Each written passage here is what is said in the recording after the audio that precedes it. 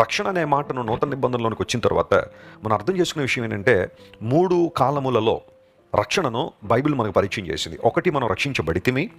రెండవది, మనం రక్షింపబడుచు ఉన్నాము. మూడవది, మనం రక్షింపబడుదుము. ఆయా సందర్భాల్లో ఆ మాటలు బైబిల్లో మనం చూస్తుంటాం. రక్షించబడితిమి అనగా యేసు ప్రభువుని మన సొంత రక్షకునిగా అంగీకరించిన ఆ క్షణం, ఆయన మన హృదయంలో చేర్చుకున్న ఆ క్షణం, పాప పశ్చాత్తాపాన్ని పొంది రక్షణ అవసరతను గుర్తించి యేసయ్యకు హృదయాన్ని తెరిచిన ఆ క్షణం మనం రక్షించబడ్డాం. రక్షింపబడుచున్నాము అంటే ఈ లోకంలో మనం జీవించినప్పుడు పాపపు ఇచ్ఛలు, పాపపు కోరికలు, లోక సంబంధమైన ప్రభావము, దురాత్మ శక్తుల ప్రభావం మనలను వెనుకకు లాగడానికి ప్రయత్నం చేస్తున్నప్పుడు పాపపు శక్తి నుండి దేవుడు మనల్ని రక్షిస్తూ ఉన్నారు, కాపాడుతున్నారు. పరిశుద్ధాత్మ ద్వారా దేవుడు మనల్ని నడిపిస్తున్నాడు.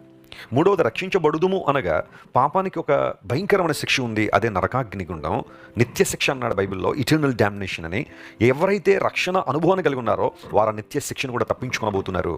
వారి మీద ఆ శిక్ష లేదు.